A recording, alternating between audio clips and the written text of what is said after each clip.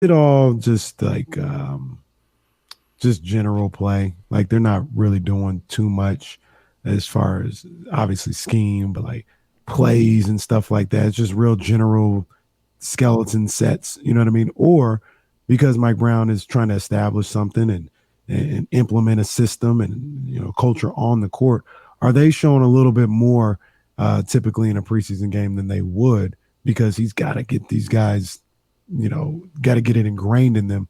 We were running this offense, or this is how our trap should look, and all this other stuff on the defensive end. Yeah, I'll call out the what is it, the Kings film room. Like if you watch their video breakdown of all the offensive sets from the first game, which I thought that was really really brilliant. What we're talking about is players getting used to each other, players doing a read and react system. It's kind of like that thing where when a backup quarterback comes in, and then all of a sudden, like the fourth wide receiver or fifth wide receiver is his target, like nonstop, because that's the guy he's been throwing with all the time, while the other guys are having a good time being starters and all that stuff. He's over there throwing and putting extra time with the third, fourth, fifth wide receivers, six wide receivers, second tight ends, third tight ends, and they have better chemistry. So I think that that's what Brown's gonna. He just needs to get these guys on the court and doing a lot more of like sort of the read and react. Like, why are you doing this? The splits, like we saw some good flow in it. But I also like I'm really hoping that that's not it. That we actually do see some of the pick and roll action that was so effective. And I know that Mike Brown is trying to get away from doing pick and roll all the time, so they're not just such a methodical, like a boring offense that just pick and rolls you to death.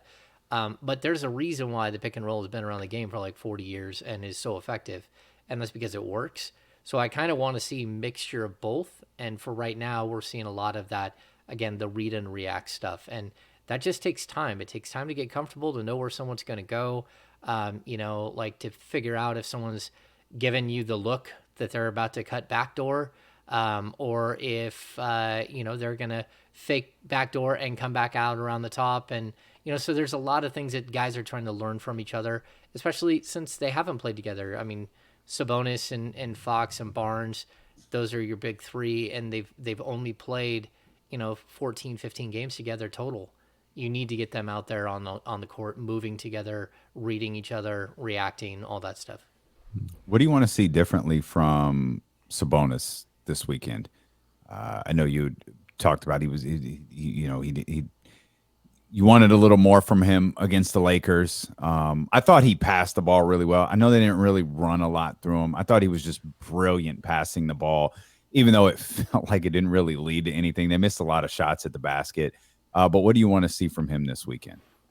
Yeah, I want to see just more, more, more. Run the ball through him. Run the ball through him most of the game. Like when he's on the court, he's just incredible. So like run the ball through him. Like I want to see that out of Fox too. Like those guys should be your primaries, and then the other guys should be hitting open shots and getting ready for open shots, and then moving, and not just staying standing stationary. And I think that that's one good thing about like the motion offense they are doing is just keep moving, keep getting a flow for each other. But like Sabonis needs to be your main cog, and you need to run the ball through him a lot. And even like if we go back, and I know I compare the Warriors all the time, and sort of what Mike Brown went through last year. I mean, look at how Draymond Green averaged like 7.5 assists last year. I think it was 9.5 the year before. Like as a big in the post, that's something that the Kings need. They need Sabonis to be that guy who's really, orchestrating everything, and everyone else has to move around them, sort of flying around in his universe. And I think that that's what I would like to see them do now. Like, don't wait until we get to the regular season to start showing what he can do, and what he can do within the confines of your offense. James, I don't think we talked about this when we talked to you last week after the game, but what did you think about Davion Mitchell's preseason opener? I thought it was kind of up and down. It looked like you got the proverbial game has slowed down a little bit for him in that second season, but wasn't able to finish at the bucket. In the second half, he played much better and shot looked okay, but I thought it was pretty up and down. What did you think about Davion Mitchell? Yeah, I thought it was rough. Yeah, he came out and was not shooting the ball well at all early on, and I thought he was forcing it. I kind of like you're looking at him, and you you got to hope that he knows who he can be and who he is, like who he is right now and who he can be and how he can get better. And I think he is, but I also, you always worry that some players just aren't willing to accept the role that they're kind of being put in early on. Mm. And he's a guy that I think his sweet spot is to average like 12, 13, 14 points a game at the most, not to try to get up to 15 or 16 points a game, like because he can be really impactful in a game by doing less. Like more is less, less is more with him, especially on the offensive end. Like save your energy for the defensive end, hit your open shots. On occasion burst to the rim, make your move, and get to the rack. But don't worry about scoring in double figures every single night. Like he's going to hang his hat on the defensive end, and that's what he really should be focused on, especially when he's playing alongside a guy like Malik Monk that can get a bucket at any time. Like you're a different type of player. That's okay, but just go back to the old. Uh, you can be a star in your own role, and for a team like the Kings, that means you could be a star. You could be a star for the team, but you got to be a star in your own role. Like own your role, and don't try to do too much. Just do what you're supposed to do really, really well, and that's how this team can succeed if they've got 9 or 10 guys that are doing that. Is Monk the you were talking about Davion really kind of less is more with him establishing himself defensively. Would that make is Malik going to be the focal point of the offense for that second unit? I think it'll be Keegan Murray if he's not starting. I think he'll be the focal point, and then Monk will be the number 2 option. But yeah, But what if Keegan's starting? Is that and maybe there's two questions there. I'll break my own journalistic rule. Is that part Wow. of the I know. Is that part of the reason Keegan is in the second unit because he provides like he could be scoring for that unit when you've got Sabonis and Fox, and then you've got Barnes and Herter there.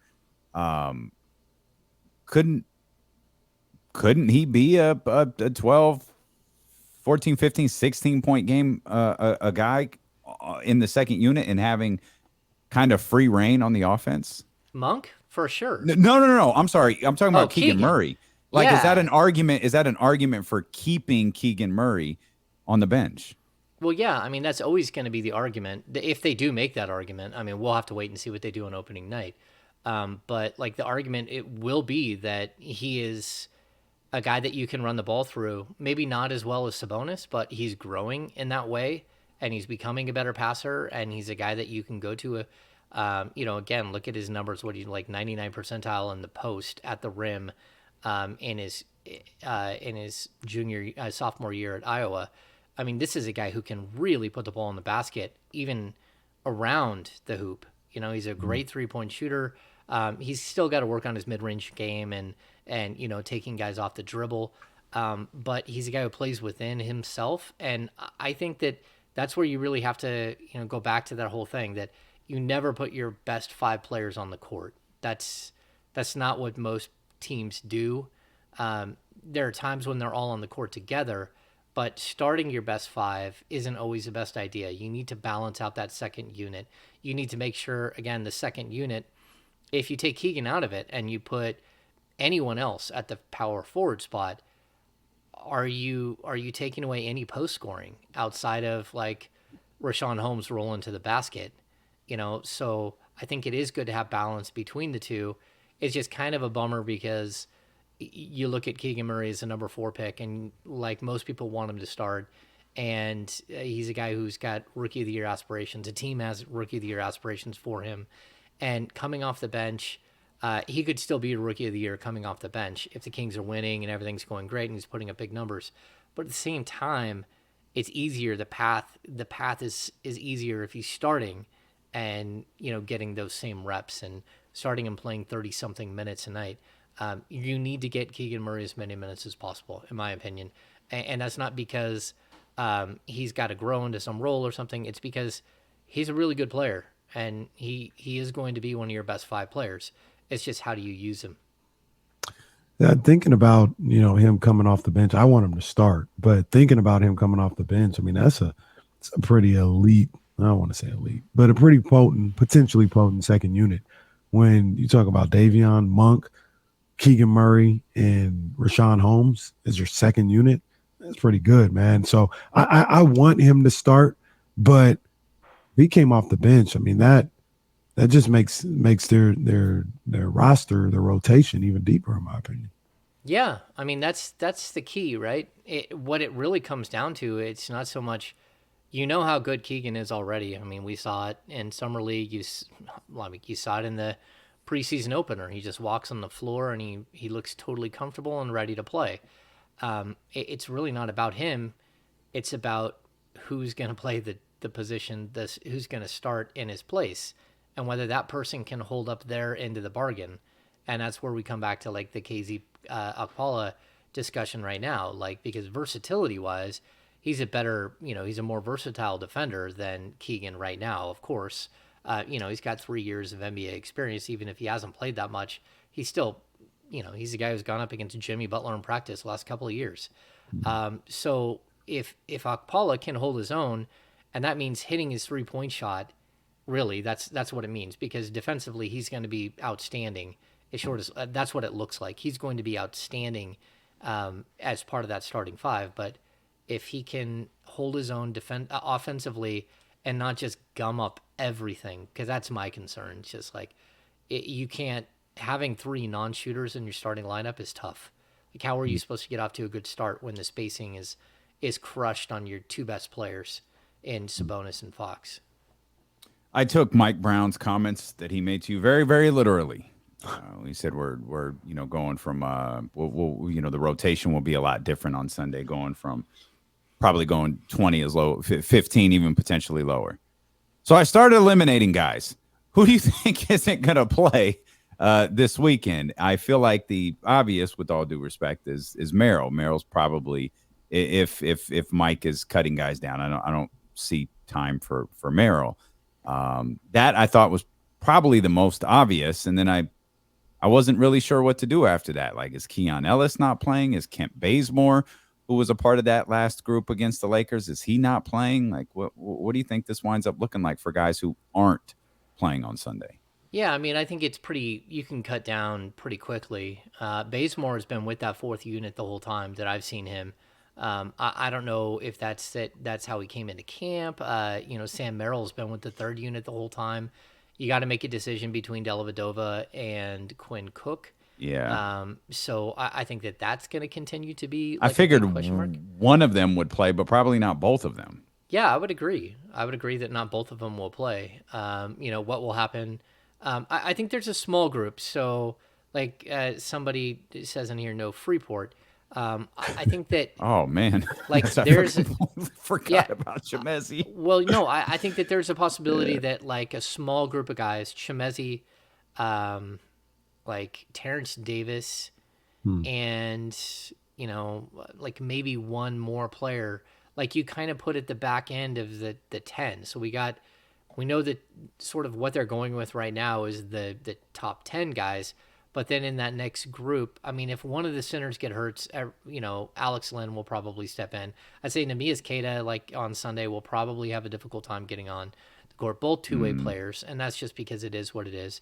But will Chima Moneki, can he get back into the conversation with the guys like KZ Akpala? And I'll even say this too. Like we brought this up a little bit last time. There's a possibility that Keegan Murray is so good with the second unit, and that second unit is working so well, that even if KZ Akpala is not working well with the starting group, that you could see him take KZ Akpala, put him deep on the bench, and swap him out for a guy like Metu, swap him out for a guy like KZ Akpala. Just because he's in the starting lineup now does not mean he's in the rotation. Realistically, before the preseason, before last Saturday's practice, we didn't even know KZ Akpala would make the team. Right. And all of a sudden he's in the starting lineup, and it's like, okay, this is interesting. So yeah, I think we have to kind of wait and see what happens, and let Mike Brown like tinker as much as possible. He still has time.